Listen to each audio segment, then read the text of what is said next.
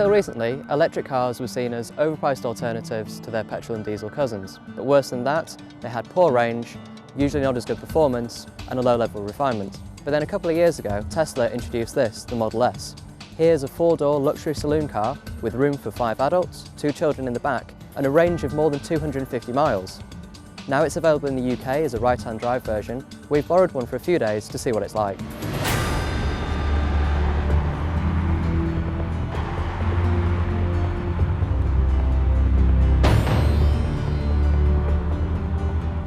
So there's no hybrid system here, it is fully electric. There's just an electric motor powering the single gear.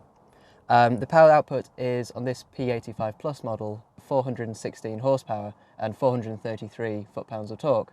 And despite the car weighing more than 2 tonnes, it can accelerate from 0 to 60 in less than 4.5 seconds. That's quicker than a Porsche 911 Carrera S. So even before you start driving the Model S, it really does feel like something that's from the future. The key, for example, is just this plastic fob here, looks a little bit like the car. Don't need it for anything more than getting into the car. Starting the car, again, it's a little bit alien in that there is no starting procedure as such. You just put your foot on the brake, that wakes the car up, turns the speedo around so you can see the dials, and then it's into drive, which is actually the stalks here are from Mercedes. Put that into drive, and away we go. Hardly any sound, it's all very quiet, and it drives just like an automatic car.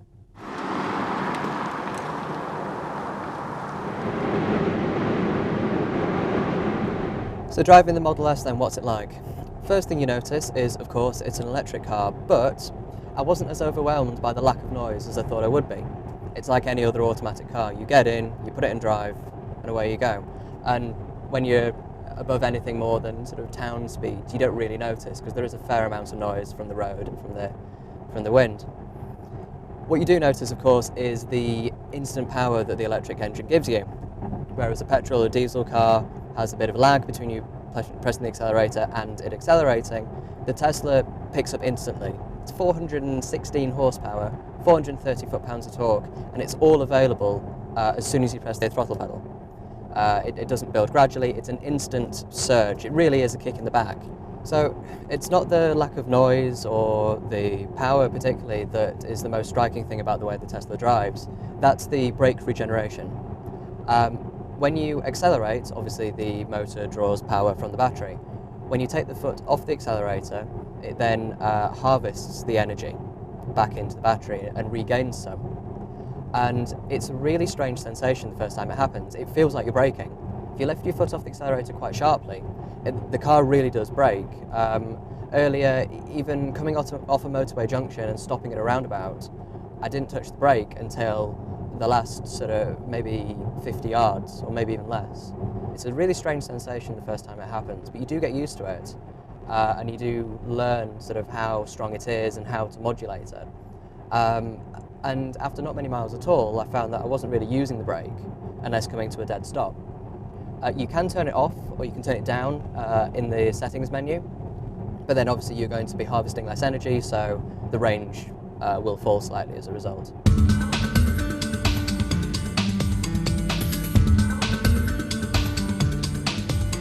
So the interior of the Tesla, of course, is dominated by this huge touchscreen in the middle of the dashboard. There are no conventional heater or climate controls. Instead, it's all here at the bottom of the screen. This is the one panel that stays in place the whole time. And you can adjust the heating, the air conditioning, and the heated front and rear windscreens, as well as the heated seats. The back seats are also heated. There's also a web browser, although that won't play video. There's also a rear camera that can be on all the time, or it automatically switches on when you go into reverse. Also, when you are reversing, sort of lines appear to help you park more easily. More controls here as well include the sunroof. You can set how you want that open, anything from 0 to 100%. You can adjust the suspension. You can raise or lower it. So if you come across a huge speed bump, you can change that. It's also where you can get to your driver profiles. So I've got myself saved here. And that means that the seat position is saved to how I want it. If there were other drivers, they'd get in, tap their name, and the seat would automatically move to how they'd already set it. It's a nice system, I like it, and it's very smart. It looks great in a demo like this. A couple of drawbacks. The heater controls I find quite difficult to change without looking. I found myself looking at the screen for quite a long amount of time to check I was pressing the right thing. conventional controls, physical, you kind of know where they are by feel, but I guess you get used to it in time. The rest of the interior, generally, it left me a little bit disappointed. I quite like the style of it, the sort of the, I'm not sure if that's real, but the mock wood there and the central space there is quirky and looks good, but generally the quality isn't fantastic. There's quite a few sort of quite cheap feeling, scratchy plastics in places. The glove box there is actually quite small, there isn't much space, and it feels cheap and it sounds a bit cheap when you close it. The seats are okay, they're comfortable, but I would say that they lack a little bit of support on the sides. This is meant to be a performance car, and especially this model in particular, and it does feel like you'd sort of move around a fair bit. For a car costing around £70,000, the interior isn't quite in the same league as, say, the equivalent price Mercedes or BMW.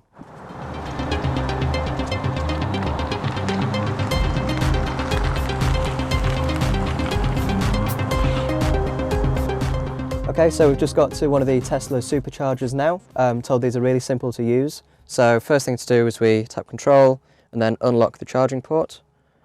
Just heard that unlock, so I'm going to go outside now and plug it in.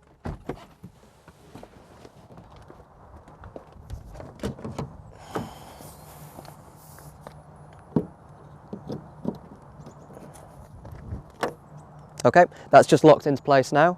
Tesla say it takes about 40 minutes to charge 80%, and that should give us up to about 200 miles of range.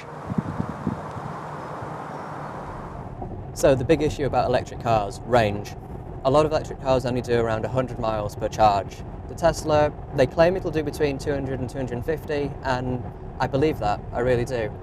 We've driven about 150 miles today, and the range has been going down on the dial pretty much like I'd expect it to. There isn't a concern that suddenly it's going to disappear, or if I put the heated seats on or the air conditioning, it's going to deplete more quickly.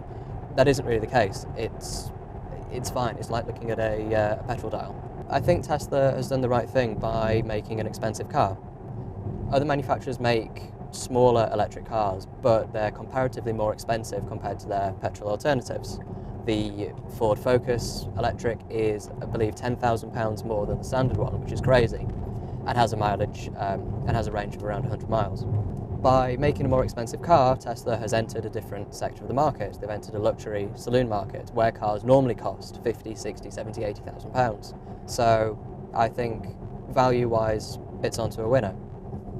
And of course it's free to recharge from Tesla charging points. Whether that'll go on forever, who knows? They've got to pay for the infrastructure somehow.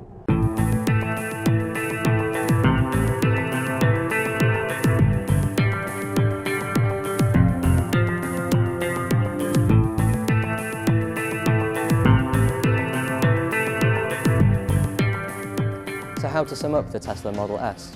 Well, it's difficult. There's never been another car like it. Sure, you can get cars from Mercedes, Jaguar, BMW and Audi that are all a similar size, a similar price and similar performance, but none of them are electric. The Tesla really is the only electric car in that area of the market. It's got great performance, it really is quick. It can seat 5 adults, 2 small kids in the back, it's got 2 boots, and it can do a decent amount of mileage on one charge, and of course it's free to charge.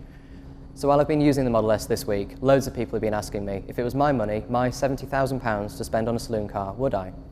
The answer's probably no. The interior really lets it down, unfortunately. A car at that price should be doing much better in there. And secondly, it's still the issue of range. It is better, and if you live in London or in the southeast of the UK, there are enough chargers to get by, but the infrastructure doesn't really spread far enough just yet. Tesla's going to improve that really quickly, but for now, it's probably not a car for everybody. But what the Model S is proof that the electric car has become a reality way faster than anyone expected it to. Yes, the charger network is restricted for now, but give it a year or two and Tesla will have fixed this. Only then can the company show us what it's really got, and I can't wait.